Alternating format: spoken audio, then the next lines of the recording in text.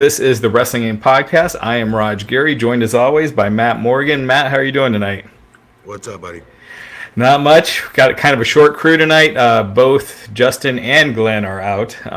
So I'm going to be handling hosting duties, which I'm not the most polished at, so you guys bear with me. But I thought a really fun episode of Dynamite tonight. I think NXT, was solid for what they've been doing. What were your thoughts? I didn't like the main event in AEW tonight. I think they had it backwards. Not backwards. I honestly thought, this is going to sound crazy, that MJF and Jungle Boy could have ended that. It's funny. I kind of thought the same thing, but I thought the Riho match should have ended it since it was a title match. And since they did the Geoff Cobb thing, I think it would have been cooler if Geoff Cobb made a surprise when he came out. It was a surprise as opposed to it being announced earlier by Jericho. So you do that in the middle of the show, announce the match later, and then finish with the title change. But yeah, that could have been cool. Yeah. What were your thoughts on NXT? Good. Strong showing. I don't think it beat AEW tonight, though. Yeah, this you got to give credit to NXT for what it's worth. They're sticking to their guns. It's not like they're hot-shotting angles or overdoing things, even though they've been losing, in the ratings all year. And they're just staying consistent. Which is, I do think is always a good plan, though. Even though you may be getting beat and whatnot, it feels like they have their long-term booking. But then so does AEW, supposedly. They have their storylines at least 6 months out, which is what I've always heard Cody keep saying. So I think it's good overall. Yeah, absolutely. And Triple H was on a conference call this morning that we were on, that we took part of, and he was asked about AEW constantly beating NXT in the ratings, and he was basically saying, they're staying the course.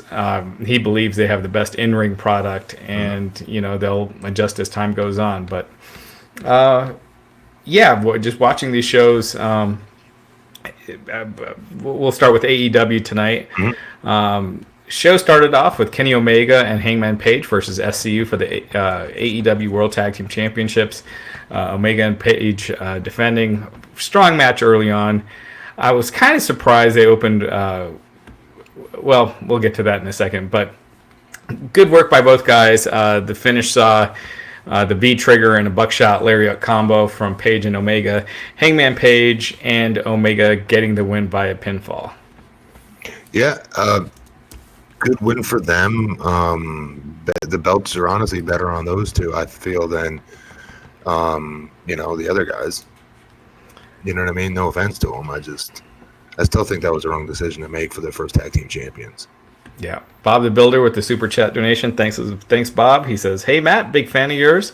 And he's calling for the blueprint in the Hall of Fame. Thanks, Mom. Thanks, Bob.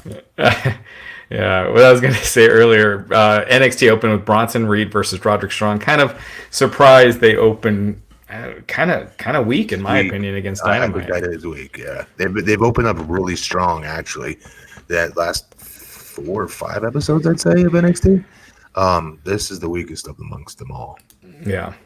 Up next, we had Jim Ross speaking with Santana, talking about his match with Moxley, later on in the show. Santana cutting I thought it was a great promo. Awesome promo. Yeah, awesome promo. Talking about losing his father, mentioned that his father couldn't see, and he said that he has to live with it, and he wants to show Moxley the same kind of darkness. I found the 2 eye patch thing kind of silly, the blind stuff kind of silly up until now, but this promo, man, geez, I thought last week and this week, Santana just nailing him out of the park. Santana, the other one's a little silly, his partner, Ortiz, at times, with his stupid little back rake shit he does, and the corny stupid Mike, I don't even know what the hell you call that crap that he does. Mm-hmm. The Thriller movie does in the ring. But nonetheless, Santana, even when it was in TNA, I would argue, is the star between the two. I've always thought that. And when given good talent to work with, I mean, Santana's matches are always good, first and foremost. His stuff, his work, and all his matches are always very, very, very good. But I'm noticing, like, he's gotten better. And in a singles environment, he holds his own. He, to me, when I say they should have closed the show with that match tonight, it wasn't not an indictment on either him or Moxley. I just thought that MJF match was really, really good, really, really strong. Jungle Boy was super over. It felt like another star-making moment for Jungle Boy as far as the fans are concerned. That's the only reason I say that. But with that said, Santana stepped up big time. Even last week when it first happened, right after the eye gimmick happened to him, with the key to the eye gimmick, the follow-up promo he cut was awesome with Jericho and them backstage in the stairwell on last week's episode. It was awesome. Yeah. This week you follow up with another home run promo. Yeah. You talk about, you say it all the time, maximizing your minutes, and this is one of those things where with wrestling, because it is entertainment. With the movie, you're getting, world-trained actors, but with wrestling, you don't have that. So when you guys let these guys cut their own promos and put their own characters in it, as opposed to having to read someone else's lines and read someone else's promo and be another character, it just comes across so much better. And I invite fans to go back to last week's AEW episode and watch that promo I'm talking about when they're in their stairwell. Jericho talks, and he's making a little comedy stuff about how dare, Johnny Moxley cheat and take somebody's eye out with, you know what I mean? Like Chris Jericho himself just didn't do it the week before, which was funny.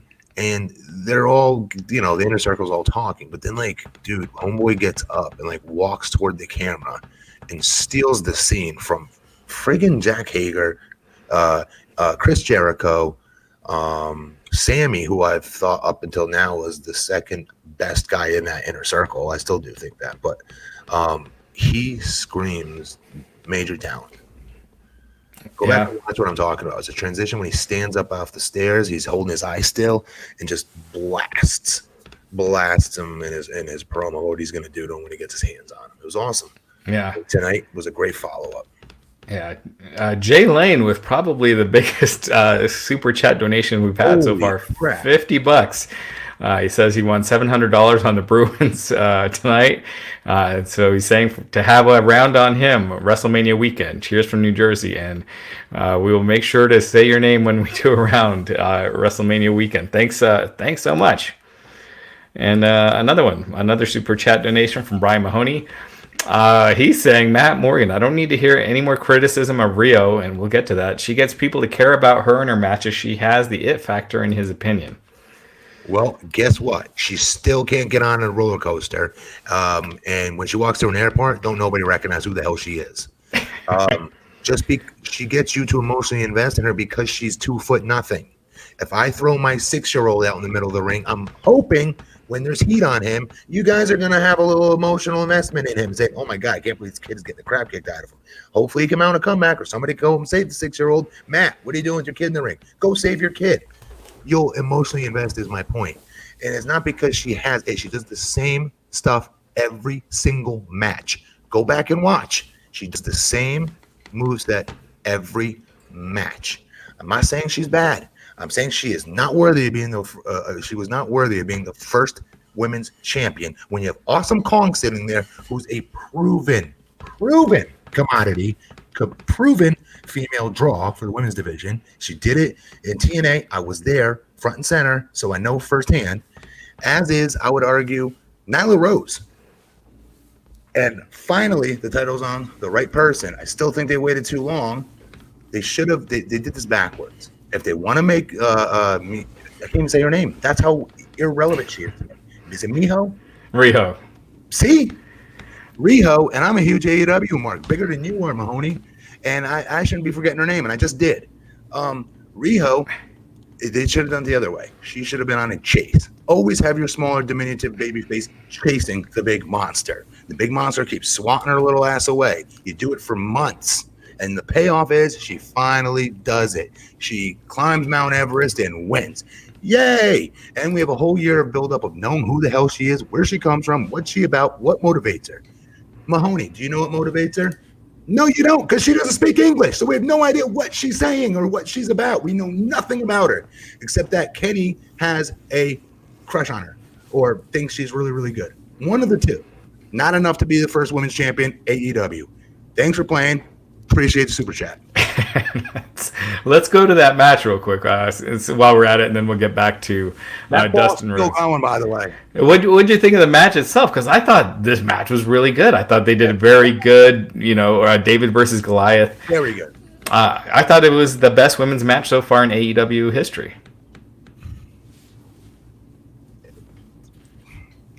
You know what I'm going to say to that. I'm going to say it's like being the world's tallest short person. So what? You got to be honest here, because I'm always the AEW homer here. I admit it before we even cover the show. I'm always going to think AEW is better. It's my favorite show to watch. All right. So I'm not saying this lightly when I say that they messed up their women's division at first and how they introduced it. They didn't put the focus on the right women that they have on their roster right now that they had from day one. So I don't like saying that the other matches weren't awesome enough to be able to your compliment mean more, but your compliment should mean more. It is the best women's. It is. It probably is the best women's match we've seen on that show for sure. Yeah. And, obviously, I disagree with you with Riho. She reminds me a lot of like a Kairi Sane and a Bailey, where we know way more about both of them. We know what drives both of them.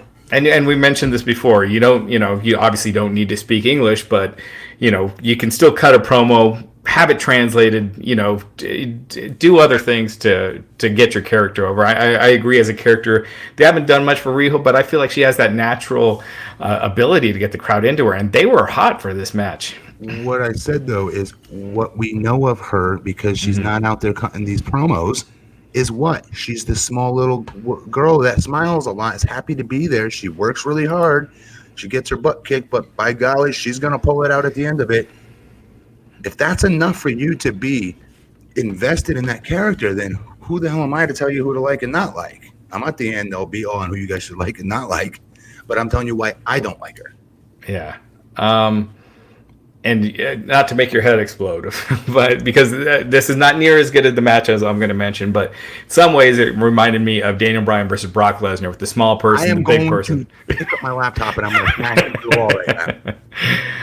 But I don't mean it's nowhere near as good. But I thought they had that same. You had that same believability by the end, because Riho is so small, Nyla Rose is so big, but they had you believing that Riho. It was convincing. How come we don't give Nyla? I don't see us give her credit. I don't see maybe I'm wrong. I don't see enough people giving her credit ever. She's a friggin' beast. She's a badass. She exudes badass. Her voice, when she talks in her promos, exudes badass. She believes what she's doing. She definitely believes what she's saying. Even when she's on commentary, I wouldn't have with her. Dude, I think she's a badass, and I think she's a great heel. And I just think they did it backwards. I think she would have been a great chase champion for Riho. But I really wish they would have given more people more reason than just, she's very small and petite, and isn't she cute? She's only 90 pounds. She can't even break a table. Isn't that adorable? No, that's not adorable. That's painful, a poor girl. Yeah. Getting put through a table that she can't be put through because it's too light. That I'm telling you all right now, you have no idea how bad that hurts. That hurt 1,000 times worse than the table breaking. So the finish of the match, Riho just going crazy, hitting double foot stomps. She hit a Northern Light suplex, believe it or not. That was awesome. Yeah. Built perfectly. Yeah. Nyla Rose got her foot on the bottom rope. Riho ran, ate a spear. Rose hit a sit-down powerbomb and got the cover 1, 2, 3.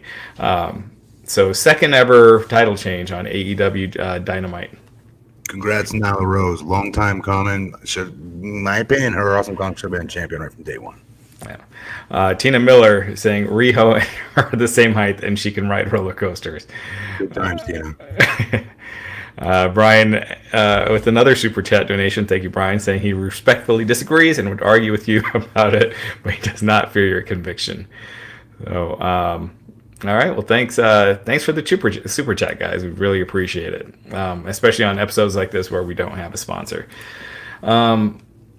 So jumping back a little bit, we had Sammy Guevara against Dustin Rhodes. Guevara had Jake Hager in his corner. Dustin Rhodes, this man does not age. looked really good here. Guevara is, it's got a ton of potential. I think he might be losing a little too much, although it made sense for him to lose here. But Dustin getting the Rhodes with the Canadian Destroyer off the second rope and the final reckoning. It's crazy that he's doing these moves, but Dustin getting the win and then called out Jake Hager after the match. He said, are you going to ever step in the ring or are you going to keep collecting a paycheck? And later on, I don't know. I can't remember if they said it on TV. It can be a little confusing. They threw it on the screen, the matchup of them two, and the fans went berserk for it. Yeah. So it'll be Dustin Rhodes versus Jake Hager at Revolution. That's going to be awesome. It's going to be really, really good. Both very similar build, ironically. I know Jake is built as the big bruiser, but when you watch the match, you'll see. Dustin's every bit of 6'5", maybe 6'6" even, and they're very similarly built. This is gonna be a good matchup. They've done enough of having Jake just crush people and hurt people and be the big bruiser, right? Be the muscle enough where he could be. I just don't like his first outing to be with somebody that's of similar size. Literally the only one other than Luchasaurus and maybe what's his name that are similar to his size. I believe when you have big guys and you don't have a big rest of your roster, you keep the 2 to 3 of them the hell away from each other for a good year if you could. Yeah, I don't know if it's big enough though to do that. Maybe I'm wrong. I agree with you. I think in his first match in AEW, give him someone smaller so that size differential shows, out because he's supposed to be the muscle of the group. Yeah. Make him look like the muscle, and they're going to be similar size, but. I agree with you. It should be a really good match. And, Jake Hager hasn't wrestled in a while. So, he's working with a veteran. So it should be good. It will be. Yeah, I think it'll be really, really good. And, again, Sammy Guevara, his win, though, on Dustin wasn't clean either, though, if you remember. And it's okay for heels to cheat to win their match. I get that. But do you remember? He didn't win just, cleanly on Dustin at one time.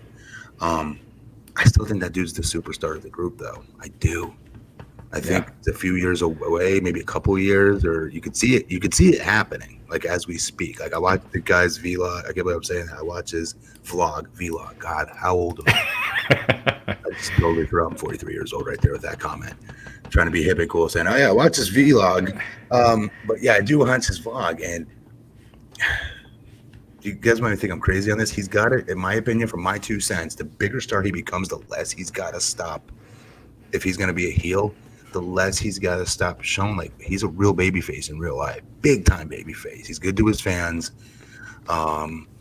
He's playing with his cat and doing all these things that people are gonna fall in love with him for. Girls are gonna really love him. Guys are oh, this is a pretty cool kid. I'd hang out with him and lose some heat in the process. You know what I mean? The bigger star he becomes. But I know I'm sure that's how he makes his money. So what do?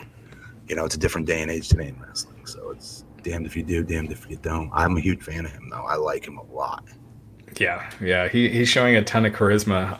He looks like an athlete, right? He doesn't have to be. He's a great example of someone who's not 7 feet tall, 300 pounds. Oh, man, you like his big guys. No, that's not true at all. I like the little guys that can do all the crazy shit that I could never do. Like AJ, that's my favorite wrestler. Daniel Bryan, second favorite wrestler. Yeah. Up next, they showed a promo for Geoff Cobb. It said, "Welcome to AEW."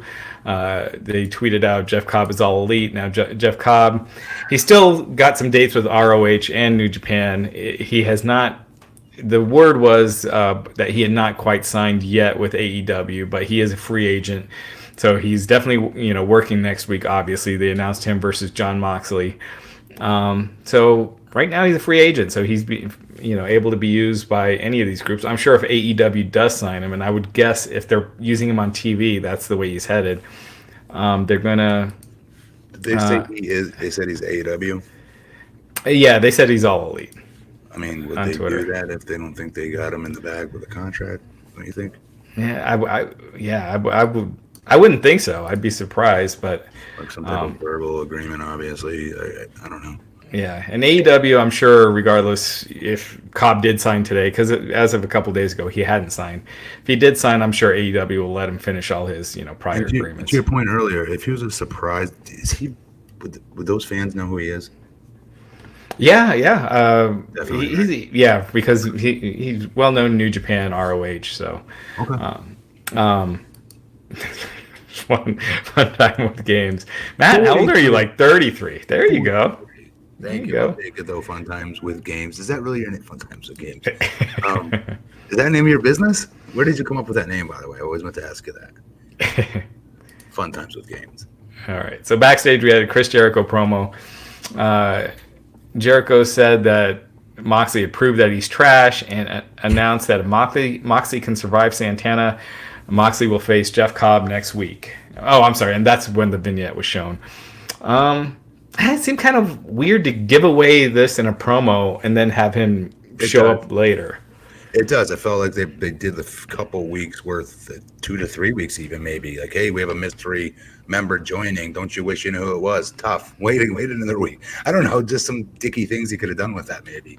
Right. I'm sure there's a rhyme and reason for it though. Yeah. And it could be that whole 1 week deal. Since he's not signed yet, they just want to get it out there. But did he say he's part of the inner circle? They didn't explicitly say that, no. Okay, then maybe you could be right here. It could be a 1 week trial, or who knows what it is. Do you know what I mean? Like, I've seen companies do that where they bring somebody in. Shit, I've done that. Where I've gone into a New Japan or an Old Japan or whatever, just for like a quick tour to be a heater for one of their groups, one of their heel groups. And they get through me to get to whomever the champion was at the time. You know, things like that I've seen. They do all the time. So maybe that's what that was. I don't know. I mean, just right now with MVP, they brought him back for, a couple weeks. He's not going to be a wrestler going forward, but we've done that in the past. Vader, Goldust, and WWE, so it happens a lot. I like it, though. It adds a little, it takes a spot away from somebody else, right? If it's not going to be somebody that's on the roster that could have been on that episode. But then I would argue if it's somebody that's really good, wouldn't they have earned that spot already where they didn't need to go outside the company to bring somebody in, right? Right. And it's TV. It's not like it's the main event of your pay-per-view. Yeah. So, And, the Cobb in these promos reminds me a lot of like a cross between Taz and Rhino. So. Rhino is what I'm thinking, yeah. Yeah. Up next, Brandy Rhodes. If I want to say Mandy Rose. Brandy Rhodes joined commentary. And, man, she is so much better. Not with they ended the Nightmare Collective with Brandy. At least she's no longer a part of the group. Much improved. She's great as a babyface. Her out here. When did she end? What did I miss? She missed it on. She ended it online. She's been doing these little vignettes on her Twitter. I saw the one where she was imagining it all. Right. And so then she confirmed in an online interview that it's no more. She didn't really want to do it from the beginning. She was doing it with Awesome Kong. Kong is gone now because she's had health issues, but the new season of Glow is going to start filming, I think, in a couple weeks. It starts at the beginning of March. That would have been a monster matchup. Maybe they can still come back to that, maybe. Now that Rosa is gone one day. Yeah, absolutely. I mean, once this is the final season of Glow, so as long as Kong is healthy. Dr. Childers, thank you for the donation, saying big fan of the webcast and website, big fan of the website and podcast y'all do. Thank you so much, Dr. Childers. Thank you. So up next, got MJF versus Jungle Boy.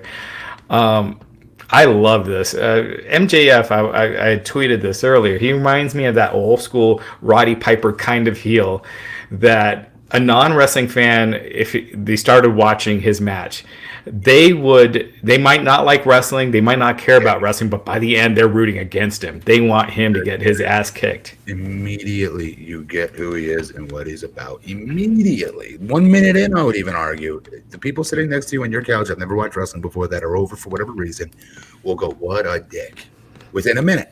Exactly. That face. Oh, I've heard people say, my friend said, that face on this kid. What's his deal? Like, he draws so much ire that he's so good. He's so damn good. Yeah, because there's an easy way to do it to where you come across as phony and fake. Where you're so over the top as a heel that it's not believable. MJF doesn't. He comes across as totally believable. Like, you believe that he's a big dick. So he's great. I actually think he might be the best heel in wrestling right now. Yes. Who are we forgetting? Do we consider Brock one at this point? Not really, no. Orton, I don't think so. Well, no. Jericho is entertaining, but no one really hates Jericho when they're watching him. No, they're singing his music again. Right, yeah, exactly. It's awesome. Yeah. Record. I'm in. The I in Childers is lowercase. So more donations from Dr. Childers. Thank you. Were we supposed to correct that or something? He was the one typing it. We didn't type it. So, so yeah. After the I think he means Childers. Then is what he. Childers. I think that's what he. Okay. The finish of the match saw MJF hitting the rope, crotching Jungle Boy, getting the pin. Oh no! What's his name came out, gave him the ring. Wardlow gave him the ring. Popped Jungle Boy in the frigging gullet right in the face with it. Knocked him out. Jungle Boy sold that awesomely, and then picked him up and put him in the crossroads. Thanks for coming. 1, 2, 3. But dude, Jungle Boy was super over. That dude is red hot right now. Gotta say he is. He's got a natural charisma to him. He does. Yeah, absolutely. His moveset is awesome. His aggression, when he does that, I don't know if you call it, like he does this like this back elbow into a forward flipper. I hate flippers normally in forearms, but his looks great. It looks like he's killing the dude. He has really good aggression in his I don't want to say comeback, because he does it to keep himself alive in the middle of the heat. And we call them hopes. They're generally called hope spots, in which the babyface shows a little fire so the fans start to come back up for them and start to cheer for them. But then the heel yanks the carpet out from underneath the fans' feet by cutting the babyface back off again. His isn't really so spotty. His is just showing fire with his forearms and his strikes. And it's believable. Everything about that kid is, I don't know. I think he's awesome. He has it. He has the it factor for sure. Yeah, and he's got the charisma. He's not just fun in the ring. He's There's something else. There's something else there. I feel like we watch every week when he's on. Like you could feel it. I don't know. That's what they say the it factor is. Yeah. After the match, Wardlow attacked Jungle Boy. Then Luchasaurus and Marco Stunt ran out to the ring and chased the heels off. The one criticism I have with AEW right now is they do that too much, where after the match, the heels beat on the babyface, a bunch of other guys run out, and there's either a brawl or a retreat. I just feel like it happens every week in the main event and a couple times during the show. Can you hear me okay? Yeah. All right, I was going to say, the other small thing is, did you hear Jim Ross's selling of MJF, like said, "Hey, Brandy," and like grabbed his crotch? Jim Ross like, "Jiminy Crickets, that little jerk." I died laughing. Yeah. Tina Miller, thank you for the super chat donation. She's commenting, "My non-wrestling fan husband hates MJF, and I love him." So, yeah, there you go. Seriously. He's friggin' money. But dude, he literally grabbed his damn foot, like full on grabbed it. Yeah. And Brandy would Jim Ross like shoot, I kind of didn't know what to say.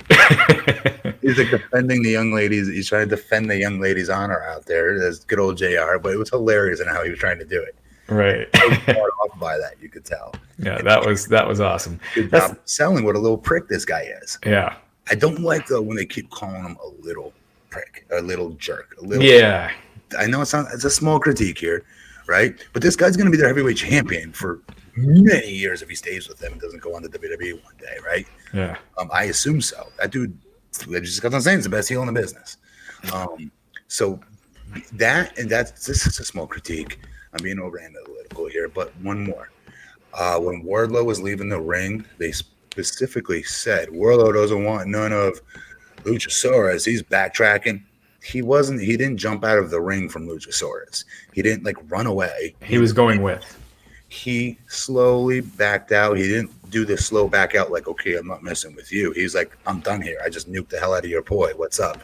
And then stepped out of the ring and walked away. There's a big difference between the two. And they gave that moment now away, in my opinion, by showing that little chink in his armor that he may be scared now of Luchasaurus. I would never show that, especially when he's going into a cage match versus Cody in his first big match, his only matchup so far. You got to make him continue to be a monster. I think it doesn't take away from what he just did to Jungle Boy by leaving him laying with a pretty impressive finisher, but it does take it. There's a little bit knocked out of that, I thought, by that comment, by showing that he's fearful. Wardlow ain't fearful of nobody. Need to keep it that way. No. It is. It's like 20 to 25 guys better be chasing them. Yeah. Up next, they did a black and white promo with Pac again backstage. He's saying that all of Omega's parents' problems are because of him. They show clips of him working out, and it's going to be a 30-minute Iron Man match. They announced that last week. It's going to be exciting. In 2 weeks. It's going to be a good match. It's going to be a great match. I even will venture to say it could, you think I'm crazy, it could be one of those matches that we talk about that's a top 10 contender for match of the year. Who knows? Yeah. Who knows? They're both worthy of it. They're both freaking awesome in that ring. Yeah. My one criticism of this would be the fact that they've beaten Pac multiple times now. Or Pac. Hey, Kenny, I'm just saying straight up, yeah. Bell to bell. Yeah. I just mean, wins and losses matters, and this is a perfect example. They were building Pac to be a monster. What about Kenny? Well, Kenny, they were beating him right off the bat. Right. Yeah.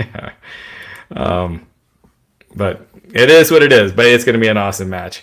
Mm-hmm. They are announcing stuff weeks in advance. It does kind of get hard to track a little bit. But I think I kept up, though. I think I got most of it. Hagar and them's like 2 weeks away in Kansas City, I think I've seen, or something like that.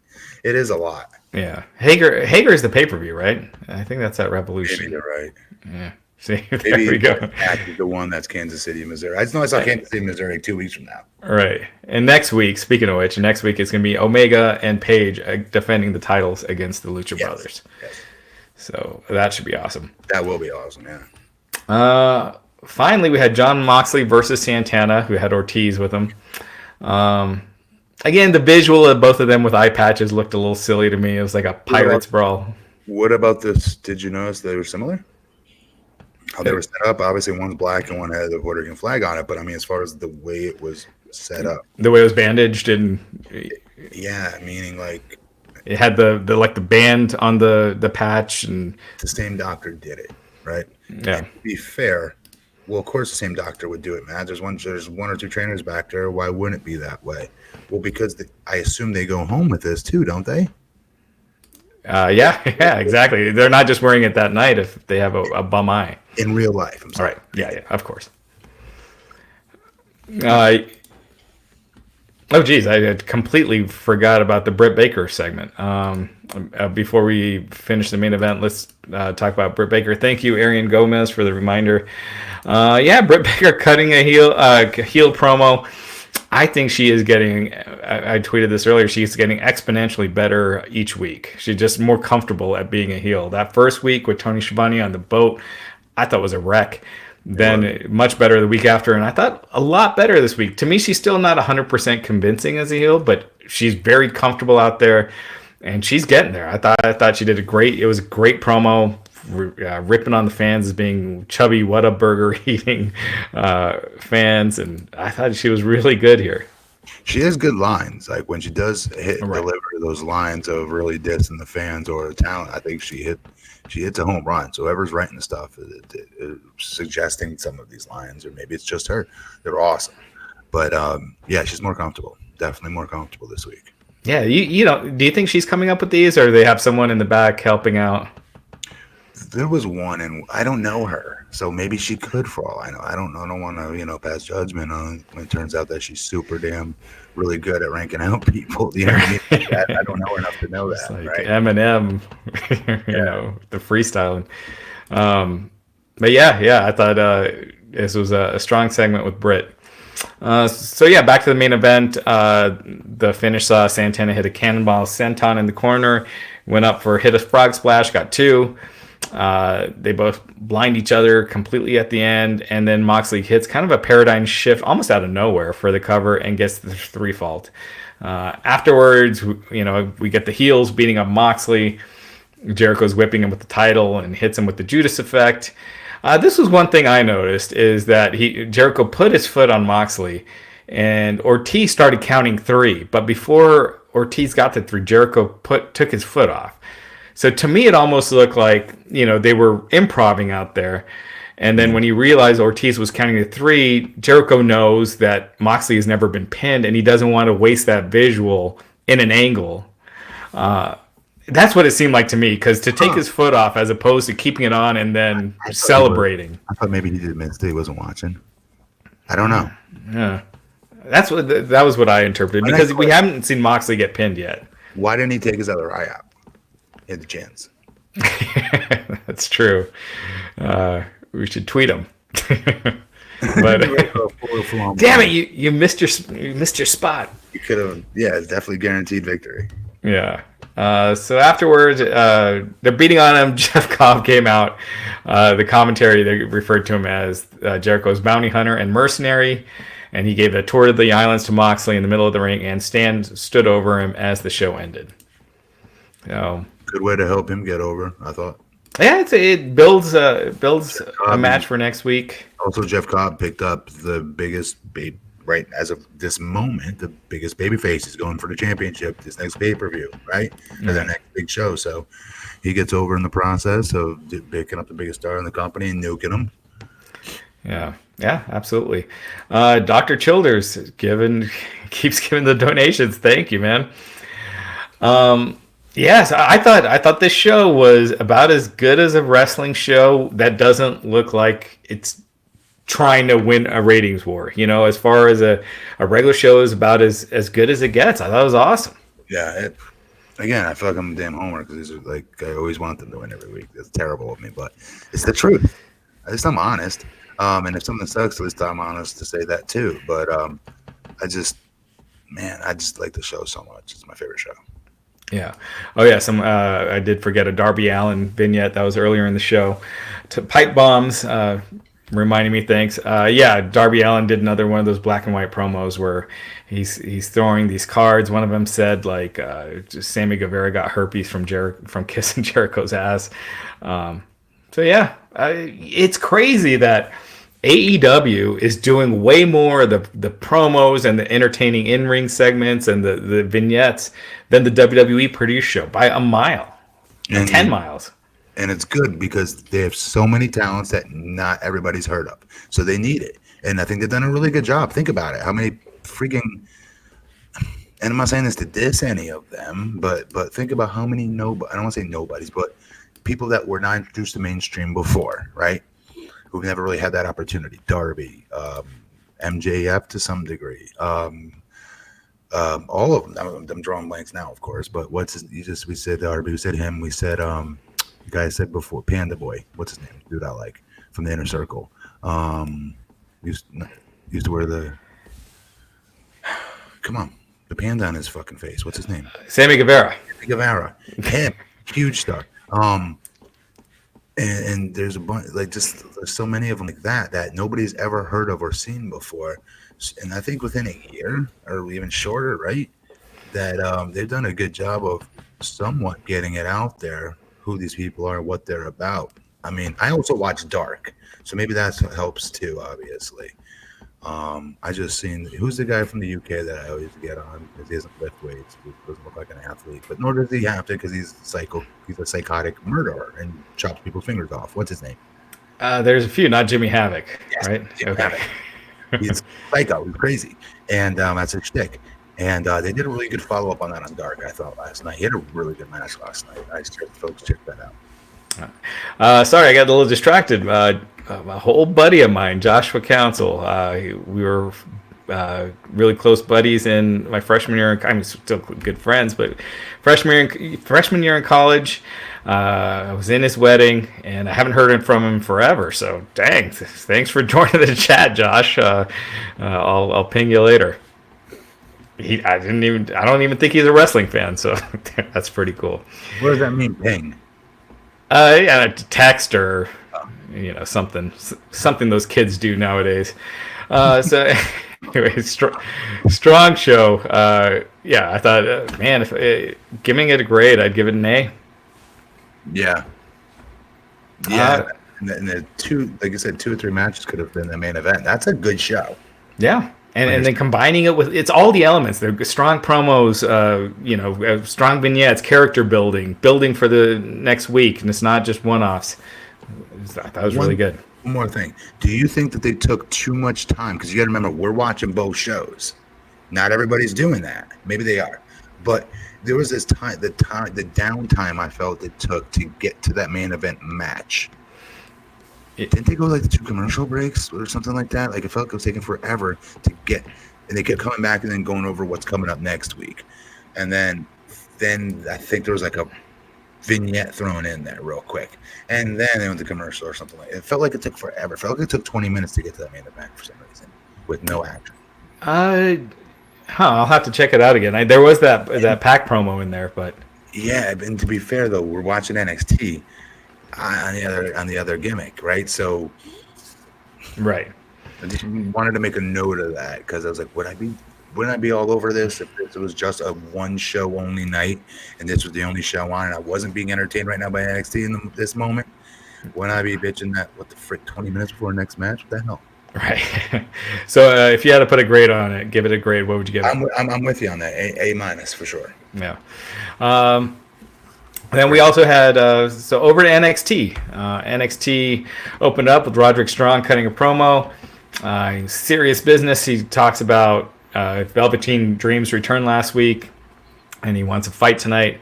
And then Velveteen Dream, there's a backstage promo. He goes all Rick Rude, like Rick Rude with Jake Roberts, and he had Roderick Strong's wife and son on his pants. Strong said that was so disrespectful. You don't know who's the babyface or who's the heel anymore, but fans were into it. Strong said he will hurt Dream and do something that he will not regret. He demanded an apology. The fans booed. The music interrupts, and out comes Bronson Reed. Reed says they have a problem for what happened last week, and they're gonna go at it. So up next, we had Bronson Reed versus Roderick Strong. Whoopie-doo. That was a collective fart in church is what that was. All the air got sucked out of the room. I would have kicked off with Dream, just throwing it out there. I would have started my NXT show off immediately with Dream. Yeah, or have him come out at the end and do the old Rick Rude gimmick where he's got another pair of tights over it, rips it off. Yeah. No disrespect to Bronson Reed. A lot of the guys in NXT kind of have a similar look. You know, the long brown hair and the beard. Yeah. I don't know. This match did not need to go 2 segments. This went a long time. The action and everything was good, but no one had any doubt who was going to win. And Strong beat him after a big knee strike. So Roderick Strong with your winner. And as we talked about, Velveteen Dream doing the promo backstage with the photo of Strong's wife and son on his pants. Yeah. They did a vignette with Matt Riddle and Pete Dunne. I gotta say, as far as entertainment-wise goes, this is like the only thing they've done on NXT that has some levity, some lightheartedness to it. Like since it started, I would think. Other than maybe, I guess Velveteen Dream, but Velveteen, definitely Velveteen. But he's just getting started again. Yeah. But aren't they trying to fill that? They have enough of that on SmackDown. They have enough of that on Raw. Isn't this supposed to be a straight-up wrestling show? Am I wrong? Am I wrong? They are, but they are also getting their butts kicked in the ratings every week and doing really, bad with, the 18 to 34 group or 18 to 49. So they need to do something to get those viewers. I don't know. I think I'm changing. Like I kept saying this, but like I've always been into huge storylines, larger than life characters, these cartoon heroes type and cartoon villain type of characters that we grew up in the '80s watching. That kind of cartoonish stuff. But as far as what it makes you feel, right? And then onto the Attitude Era and how they made us feel. Mm-hmm. But like nowadays, I feel like we're not always going to get that. And I think I've had so many repetitions now that I've been retired and been watching from a fan perspective again that I think it's just horrible, but just accepted that we're probably not going to get that very much. So when we do, we got to hold on to that shit and cherish the shit out of it and praise the hell out of it, a la MJF, a la Dream, when we see them come. But as a whole, I feel like I'm watching these shows now, especially NXT, because I know I'm out there to see that stuff. I'm there to see crazy 5-star wrestling matches. Yeah. And once again, stuff that I myself couldn't do when I was wrestling. And I don't know if I get caught up in that, and that's why I like it so much, because I am now getting to that point, Raj, where I don't know if it's me just have given up thinking that we're going to see that stuff again, the bigger, larger than life characters every single segment versus this is what wrestling is now, Matt. It's all about the athleticism. It's all about they're pushing the envelope physically and athletically, and that's what it is now. And I don't know if I've just like checked out on that, and now that I'm myself as a fan and watching the matches that way and totally popping for everything when I see them do all this crazy shit and high spots. Yeah, but then they see what's beating them every week, and it's not just high spots and 5-star matches. It is that, you know, you can some comedy. It's not the ha-ha comedy in AEW, really. I guess there's been some, but there's definitely some, but still, I think it's the whole package. But AEW is the whole package. I think it's a legitimate 3-ring circus, the way wrestling is supposed to be. It's supposed to be a little bit for everybody. And this one, it sticks out like a sore thumb with the. But like NXT, I've always taken it as it's supposed to be this, you know, straight wrestling show with great wrestling, bell to bell, longer matches. So those people that, you know, for years wanted to see Daniel Bryan in longer matches, CM Punk in longer matches, guys that could really work, have those longer matches. Well, they're letting those fans wet their whistle, so to speak, by doing it now with these talents, because these are all those indie talents that can really usually really, really work. Mm-hmm. And so, so they had Riddle and Pete Dunne. They were doing their odd couple gimmick, kind of like Head Cheese back in the day, Al Snow and Steve Blackman from the Attitude Era, but not quite the same. They're Pete Dunne's a little bit better than Pete. This is good though, but I don't know if Matt Riddle's good enough to be carrying the segments. Yeah. There's something there. There's no question. There is, and it's going to lead to Matt Riddle being, I'm telling you right now, a bigger star because of this learning experience he's going through with this. Yeah. Maybe so for Pete Dunne too, for all we know, right? Maybe gets him to relax more, and maybe he discovers something different about his personality he's able to put out there and exude as a newer character one day. We don't know. No. I just know the more shit you throw out there onto television. Again, me stuttering and being, you know, not this you know, bigger speaker and things of that nature, to now cutting promos and, you know, with major politicians that could talk their asses off, but I could talk them right out of any building. Do you know what I mean? It's crazy how, in my opinion, the more stuff you throw out there that's not really who you are, the more comfortable on the microphone it automatically makes you. It's literally the definition of what the communications class teachers used to tell you for public speaking. Imagine the class standing here, you know, imagine sitting there in your underwear talking, right? Everyone else around you in their underwear. Just imagine that if you're nervous talking. That's what they used to say. Well, this is like the opposite of that. You're the one now in your underwear being embarrassed, having to cut these stupid promos, stuttering, or do something that you're not really comfortable doing. It has nothing to do with who you are. And you get those repetitions out of your system, and it could lead into something that where you finally find yourself. Look at Drew McIntyre right now. Who's to say, you're gonna think I'm nuts, but who's to say that when he had to do that stupid 3MB gimmick, well, I'm sure he hated it. Who's to say that didn't make him more comfortable in front of the camera or on the microphone doing something? So when he didn't have to do it anymore, he was like, well, anything's better than that. I'm comfortable. Do you know what I mean? It's hard to explain. Yeah. No, it gives you your chops to get more comfortable as a character. Pete Dunne playing the straight man in this. Usually the straight man, you know, like Steve Blackman and others in the past, usually it doesn't help them as much as the other guy. But true, you're right. We'll see here. Bellini with a good point, saying technically Geoff Cobb versus Jon Moxley counts as an ROH wrestler against a New Japan champion in an AEW ring. That is true. What's wrong with that? Is that bad? Or no, just trivia. Oh, okay, I got you. Yeah. Backstage, Kathy Kelly interviewing Angel Garza. Lio Rush interrupted, said he can't stop thinking about losing the NXT Cruiserweight title, and he's hungry and better now. Whether Garza likes it or not, he's getting the title back. So, good. Yeah. Good. Love me some Lio Rush. I think Garza's got that natural swagger. This is a great matchup. So here's one for you. I think this is a matchup in which Lio Rush could carry. You know, I know like Garza, I do too, but like for promos, if they're going to cut promos, it's all Lio Rush. Lio Rush, I just think he's so damn good. I think that dude his potential is limitless. Think about it. He can cut world beater promos. He's awesome in the ring. He might be short and stuff like that, but at least he looks like an athlete. He works out. He has muscle. He's a badass former amateur wrestler. There's so much to that guy that I hope this company knows they have with him. Yeah. So up next we had Candice LeRae versus Dakota Kai. I feel like Dakota lost a little steam when they had her, get beaten right off the bat, right after her heel turn. Yeah. But they did the right thing here. Candice and Dakota going back and forth. Mm-hmm. Finally, Dakota Kai got the win.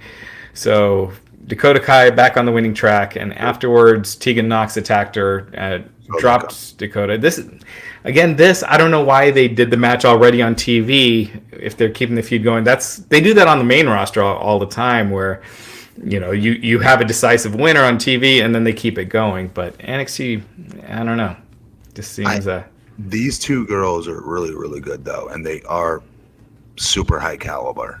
Dakota Kai, well, all three of them actually. I mean, obviously, but yeah, they kind of, this is one that felt like a little bit backwards, where they gave the finish to the storyline already. It feels like we got it already, and now they're going back to it. I don't know. Yeah, it's not a bad match though. I'm sorry, I'll take Dakota Kai versus Tegan Nox any day of the week. Yeah, no, Candice LeRae, she's great. I think it might be time for her to move to the main roster. Yeah. Jackson Callens, thanks for the super chat donation. Asking if we have merch. Never seen a plug. We do have some shirts at prowrestlingtees.com/wrestlinginc. So definitely appreciate it if you buy one. That'll sell them. They're lining up right now in Chicago, outside Wrestling Tees building. In fact, there's a reason why I don't host. So yeah, get them. There's a reason why I don't do this.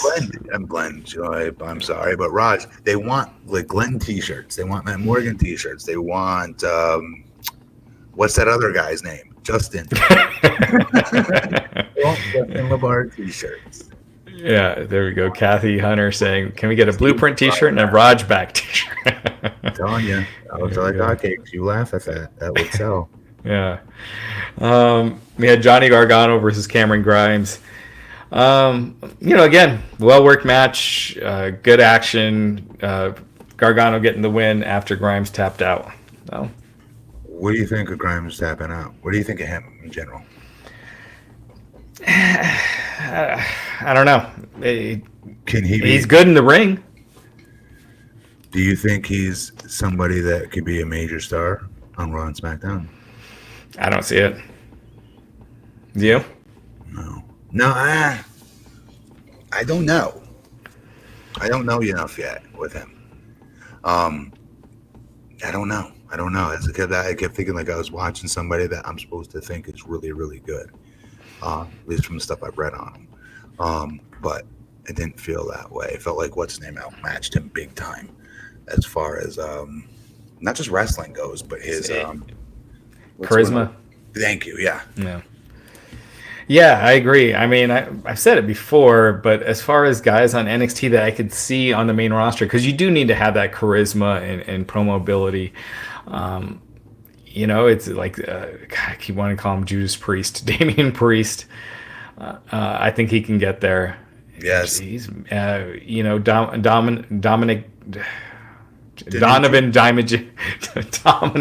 Dijakovic. Yep. Gosh. What about what's his old partner? The main guy. Keith Lee. Keith Lee, obviously, definitely. Yeah. But what about old boy? Velveteen Dream. Definitely him. Duh. But they brought him up with Johnny Wrestling. Come on, what's his name? He got Tommaso Ciampa? Yeah. Yes. On the main roster, I don't know. If he can stay healthy, why not, dude? He looks the part. His promos are damn good. I think just when they give him something. We see how hard it's a real uphill climb if you're short on the main roster. It has been done, but it's the exception to the rule. It's not the norm. Yeah. So anyway, up next we had Kathy Kelly with Adam Cole. Cole's facing Kushida later tonight. He talks about being champion and facing Ciampa, and that was that. We saw a vignette with Robert Stone in the meeting room. He talked about Caden Carter beating Chelsea Green, saying that Caden Carter won't be so lucky again. And he said that they want a rematch, and it will be more than a rematch. It will also be a relaunch of the Robert Stone brand. Again, losing steam by beating him right off the bat. Yeah, I think that was stupid to beat them, but good for my buddy Robbie E. Happy for him. Hopefully they do more with him, because that dude could take. We've seen it. He took a stupid gimmick, and I'm sorry, he made it. He got it over. He got the bros and then bromance over in TNA, and I didn't think that thing would last 4 weeks. I thought they were going to do it for like a few weeks, because we had Ronnie from the Jersey Shore on Impact at the time, and I thought it was just to do a hey bro stupid promo segment between the two and make Dixie laugh, and then that would be it. Ronnie from Jersey Shore would be gone, and then we'd bring in somebody else from the Jersey Shore, like at the time. And that's what I thought he was there for. And then he turned it into a real legitimate character that people got behind. You can say what you want. He's talented, man. He's super talented, and he's a dude I wrestled a squash match with when I was on SmackDown. Like, that was like 10,000 years ago, guys. The fact that he's still doing this. I'm talking about 2005. I wrestled him at Robbie E in a squash match on Smack. That was my second squash match when I was doing the stuttering character. And now, what year are we in? 2020? This is 15 years ago. So he's been waiting. He's done everything right. This is one of those stories that you want to see the guy get there and get what he's busted his ass for years to get. He's a good dude, too, and good for the business. He really is. I don't get why he's a manager. I think he can be. He looks like $1 million. Mm-hmm. He's always in shape. Girls have always been into him in every arena I've been to. I mean, guys, I don't know. Guys think that he's generally pretty funny too. I don't know why he's managing either. Yeah, but to your point, he's got Hollywood looks and there you go. Yeah, Hollywood look. Yeah. Finally, we go to the main event: Lio Rush versus Angel Garza. I mean, this match was awesome. They did some crazy stuff. They did. Leo at one point hit a Final Four frog splash from the top to. It was from the top, right, to the floor. Yes. NXT with their production, they didn't. I don't think they replayed that at all, unless I missed it. And sometimes I do miss stuff going back and forth between the two shows, but they should have been replaying that over and over. That was insane. That was insane. Rush got him back in the ring, hit the Final Four again, but Garza got his knees up. And then Rush kicked out at 2. Finally, Rush. Oh gosh, I'm trying to read these here. There's a lot that happened, but eventually Rush rolled him up and got the pin to win the match. So Lio Rush is now your number 1 contender for the NXT Cruiserweight Championship. Good. And we were saying for forever, we've been saying the Cruiserweight title should be a part of NXT. Look, it's here. And it's the championship contender match is the main event. It should. It works. And the talents that can wrestle for it they're boundless. They're endless on that roster. Think about it. There's so many people on that could qualify for the Cruiserweight Championship. Yeah. Next, I thought this next segment was great. Bianca Belair versus Santana Garrett. Bianca just kicked the shit out of her in just quick fashion, just a squash, but looked so dominant. Looked like just a stud. I know Santana. She's local. I hope that's not what that means for her future. Yeah, because she is really good. She's very good. Another one that paid her dues and worked very hard to get there. Yeah. She's not one of those female. She's not one of those female wrestlers that I would see every once in a while that would wrestle just on the weekends. She wrestled every single day and would teach classes and stuff like that. For wrestling, she's really good and really into this. Looks the part and is the part. Hopefully, she gets her shot too. Yeah, but that being said, Bianca looked like a $1 million out there. Beat the brakes off her tonight. Yes, she did. No. Yeah, so she ran through Garrett afterwards. She hit a gland slam for the win. Afterwards, she's in the ring, standing tall, takes the mic, says she's not happy with being ignored, basically, in this Rhea Ripley-Charlotte Flair feud. She issues a warning to Rhea about Sunday's title match, but out comes Rhea Ripley. Rhea Ripley takes the mic, says she's not looking past Belair, she's looking right at her, and she's going to run right through her. Belair and Ripley go at it for a second, and Belair dropped Ripley with the KOD in the middle of the ring. So Belair standing over Ripley, kind of the standard pre-pay-per-view. Yeah, Ripley sitting there laying very often. Again with this promo, I've been saying it on the main roster. You didn't feel her promo tonight, Rhea? You think it was better than the main rosters the other night? No, Rhea. Okay. I do not. You did? I got to be fair. I've got to go back and watch it. I saw the physicality, but I was being distracted at that. I got to be honest.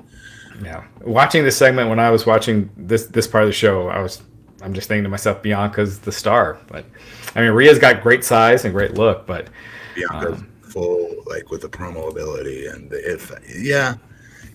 but I don't know. I feel like a fair weather fan here on Rhea Ripley because just like a week ago, I was like, oh my God, she could be the it girl from the women's division because she looks the part and everything. And I know it's more than just looking the part, but her intensity in the ring, her style in the ring, she's very different. She always sticks out in her matches. Yeah. But she can work on her promos for sure. Everybody could. I still don't think that's enough to hold her back. All right. I guess. By the way, wouldn't you protect that better? Wouldn't you, like? You can go one of two ways. One, continue to put her out there and know that her promos may hurt her, and then you're in turn going to hurt what could be the it girl of your division one day for all you guys now. Within a year or something like that. She's champion. You know what I mean? Wow. So do you put that out there so she can air her F-ups or whatever you want to call them out now, and so she can get the experience to be able to be even better? Or do what I would do, which is no, friggin' pull it back, rein it in. She doesn't need to be out there saying, supercalifragilisticexpialidocious. We don't need to hear that because with her, there's so much said about just her presence, what she looks like, her intimidation, her look. Just her look alone as she looks at her opponent is freaky. Like, so much is said without her having to say anything. Mm-hmm. In my opinion, I'm not saying she has to be a mute or silent, but I'm saying I would do a lot more to protect her because I still feel that woman is money. Yeah, I mean, she has all the tools. It's just big time tools though. I think main event tools. I mean, dead serious. I know the promo you don't think is there, and I see what you're saying, but then protect it until it's there. Right. I guess I called Leo the main event earlier. I just meant a cruiserweight match being like putting in a big spot. I guess not technically the main event. Next, we had Riddle in another backstage vignette with Pete Dunne heading to Portland, hiding in Triple H's jet. Comedy ensues. And then finally, the main event, Adam Cole versus Kushida. Mm-hmm. I mean, I think this was everything you'd expect. I was actually kind of surprised it didn't get a little more time. But, it was a good match. I don't think you could have a bad match between these two. But yeah. Good, man. I wasn't that big. I wasn't that high on him when he first got to NXT. I couldn't get past. And then I totally forgot who he was. I forgot that he tagged with Alex Shelley, right? Mm-hmm. Over in New Japan. And then that made more sense to me while he was doing the Back to the Future stuff and looking like Marty McFly out there. Because at first I was like, why is he dressed like that? I don't get it. Yeah. Do you know what I mean? I must have missed when they said that he's from this tag team from Japan, Anyways, but the great match, like you said, it's possible a bad match between these two. I do think what's his name can break that stereotype and break that mold. And they all do, though, right? As far as being one of these smaller wrestlers are concerned, and can they really get over on the main roster? Will Vince give them the time of day will they get a legit opportunity? There's many that have done it. There has been since I was there, that's for sure. I think since Daniel Bryan, CM Punk, we've seen AJ, we've seen there's others that have got hurt. Unfortunately, you can't what's his name, the Demon. We can't help that he got hurt. Balor was there. Mm-hmm. I would argue, not get hurt, they were going to be stuck with him being that Demon character. Yeah, I think as far as a main eventer, you could probably, people, half a dozen, maybe 10. As far as under 200 pounds. Yeah. T Smitty 3000s. Thanks for the super chat donation, saying Bianca looks like a bigger star than Rhea. Making it a triple threat can protect Rhea's lack of mic skills because Charlotte and Bianca can handle it. Very true. I always feel like one-on-one matches feel better, but yeah, if it's gonna help, if it's gonna help Rhea and pretty much the whole match, then I'm all for it. So after this, sorry, go ahead. I'm torn on that though because I like Bianca just as much, so I don't know. I'm torn on that match. I don't want Charlotte to win it. Yeah, and I think, I don't think she would. I can't see them having Charlotte, one of their highest paid, wrestlers going to NXT. But we'll see. Charlotte can make some good coin. Yeah, and it definitely gives a shot in the arm to NXT, even though the women's division is super strong there. Dude, NXT. Am I crazy for saying that? Do you think the NXT? Well, first of all, let me ask you that first before I say anything. Do you think NXT women's division is better than WWE's overall women's division? I think they're used better. I think it's probably better than Raw or SmackDown separately. Yeah, that's a good point. Their time is used better. Yeah, because if you we don't see like segments with them where they're doing silly, stupid stuff backstage very, very rarely. Right. Where on Raw or SmackDown sometimes, unfortunately, they put their girls in those predicaments sometimes. Yeah, and Raw and SmackDown, for the most part, you only have two people being treated as a star most of the time at any given time. Right. Whereas NXT, you have a bunch. Crap that they're better than they shouldn't be doing. Mm-hmm. Yeah, so I was criticizing AEW for too often having the brawl at the end of the match and then the baby faces come in. NXT, on the other hand, I feel like every time Adam Cole, after his match, Ciampa's music hits, comes out. It's kind of the same thing. They had a little stare down. The match. Yeah. Adam Cole went back and forth. Adam Cole hit the last shot, got the clean victory over Kushida. Good match. I'm sorry. I meant Adam Cole staring down with what's his name after the show. You have to do that. You have to sell the next match.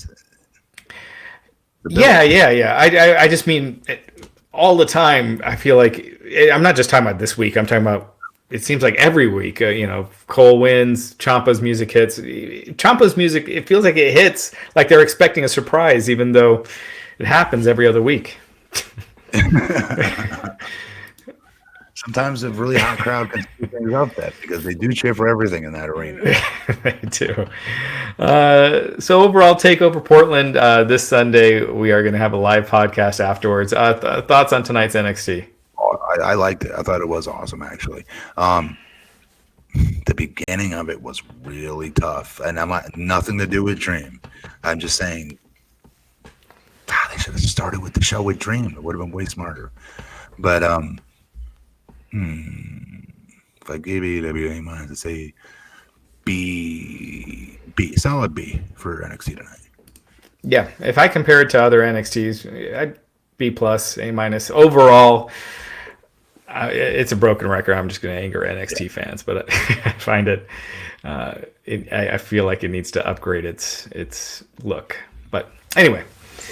So there you go. Wednesday Night Wars. A couple other news items. First off, John Cena. He's going to be coming back to WWE. He's will be returning on the February 28th episode of SmackDown in Boston. So that's going to be after Super Showdown. So they're building. He's going to be at Mania, isn't he? Oh yeah, I think for sure. It'll be interesting to see if he wrestles because he is getting a bunch of big movie roles now, and you have that issue that The Rock has, where the movie insurance is so expensive that the producers don't want them wrestling. But he did always say he would never do that. He'd never come back. And he said it even in an interview I seen with Becky Lynch and Seth Rollins in it, and they were like both begging him to come back, saying no, WrestleMania is better with John Cena in it. Yeah. So I mean, he can still say that he tried to uphold his word on that, but like literally they were begging him to come back. It seemed pretty legit. Didn't seem work to contrived actually. And they're right because they're correct. You want to make a bigger paycheck, and the bigger name that is on that show, the more everybody makes. This is how it works. Absolutely. You have my tag team with Brock Lesnar. Have any idea the difference of what they were when it was just me, Nathan Jones, versus when we were tag teaming with Brock Lesnar for like 4 months straight? Huge difference. Yeah. Huge difference. So if Cena does come back to wrestle, and I'm still doubtful, I almost wonder if it's going to be a segment, just because again that the movie stuff. But if he does wrestle, who would you like to see him in the ring against at WrestleMania? I said that. I was asking you that. I was thinking that. I don't know. Who do you like? Someone in the chat, Bastion Clo, mentioned Aleister Black. I like that idea with Black winning. They've been pushing him. It gives him that big win. John Cena, dude, he's made. There's no if and buts. He is made. Yeah. He's saying Gargano too. I don't see Gargano, but yeah, I could definitely see Aleister Black. I think that's a great idea. Velveteen Dream. I'd love to see that. I just think it's too soon because he hasn't even been on the main roster yet. I mean, they could bring him in with a bang, but Aleister Black's a really good one, though. That is a good one. I know he's jumping like 5 steps of my little Matt Morgan ladder I told you guys about. Like each opponent should be bigger than the last as far as like how over they are and how pushed they are as who he beats next. And then finally, you know what I mean? He wrestles the, U.S. champion level guy, the Intercontinental level champion guy, then the heavyweight perennial main eventer, former heavyweight champion guy. Got to beat that guy. And then he beats like someone like him. Yeah. But if they go right into John Cena, he is made boom right away. Yeah. And afterwards. Velveteen Dream, he does seem like the kind of guy that Vince McMahon, could give a push right off the bat. There's no way they could. I'm not cursing it. I'm not saying it. We've seen it too many times. Nakamura, I can still always go back. Immediately, he's the first one that comes to my mind. Yeah. Always of going, you have a built-in gimmick. You don't have to do anything with this character. It's set for you. Just stay out of the way. Say Nakamura versus this guy and let it go. Right. That's all you have to do. I know. No, and if I was a I'd be like, Vince, Nakamura guy you just seen for the first time, even though he's been here for like 5 years in NXT. Well, that was my idea to put him in that leather outfit. Pretty cool, right? You heard the crowd's reaction? That was my idea. That's what I'd be doing if I was one of the creative team members. Right. And you know what I mean? Just steal credit for it. Just totally say it was your idea. That finished, Vince, that running Chinkasa, the word that you can't say. Yeah. I gave that to him. Yeah, just make stuff up. Right. But don't change any of it. Yeah. Yeah, some people in the chat saying there's no way Vince can screw over Dream. Give him some of those scripted promos, and it could happen pretty quick. It has nothing to do with the talents, guys. That's the moral of the story here. It has nothing to do with the talent. Right. It's him. It's just not even him. It's the company that can't resist of just. I don't know. I don't know if it's too many cooks in the kitchen is what it is, or I don't know. NXT, like it feels like Hunter goes out of his way to build this awesome friggin' company up and give them this. Vince will shorten his name to Velvet. Listen, but like Hunter goes way out of his way. He really did, and to put everything, his reputation, everything out there into this NXT stuff, he really did. You got to give him credit on this. This was his baby, and he sold it to Vince, got Vince's interest in it, and then built it as a miniature version of Monday Night Raw, as far as what even the slope of the stage of the entrance ramp to everything was what it was supposed to be, so to get these guys ready for when they did get called up one day.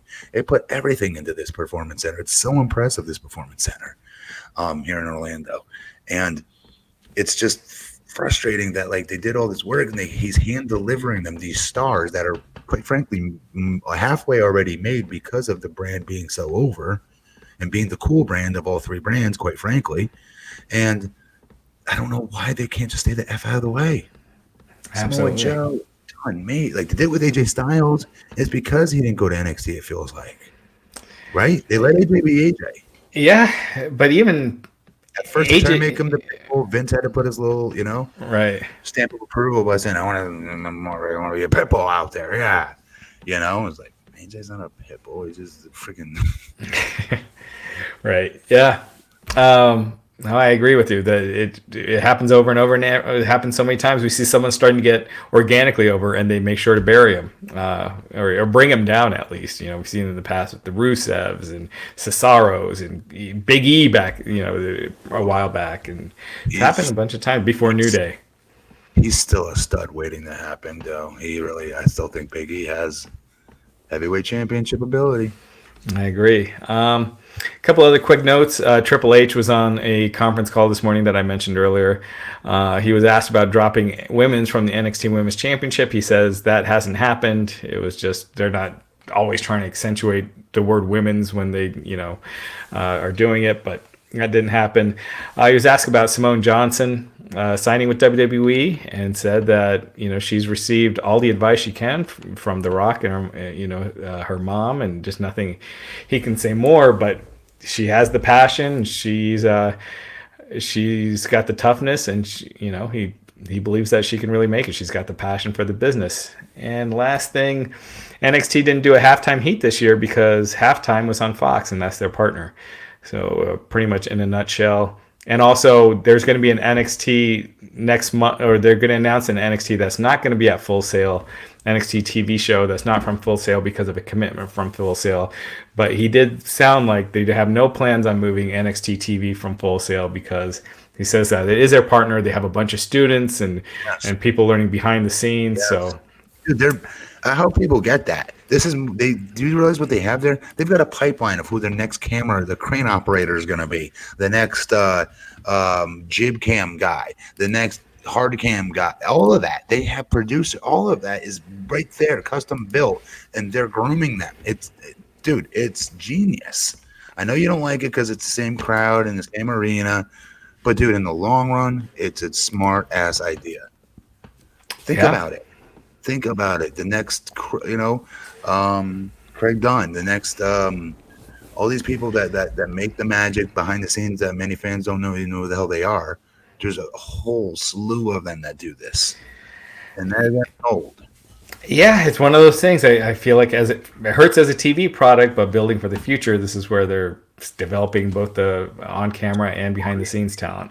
I wish they talked more about that, actually, because I'm telling you, we're talking like 200 people just like that are non-wrestlers. Right. Wild. Yeah, it's a gigantic shebang that they got going. So, that about does it for me. Matt, do you have anything else you want to plug or anything tonight? No, hit me. You guys know on Twitter and Instagram at BP Matt Morgan. And thank you for those of you that joined in and did donate or whatever you want to call it, super chat. I am old. I don't even know what the hell it's called. Absolutely, everyone. Thanks a lot for joining us. Join us on Friday after SmackDown and this Sunday after TakeOver.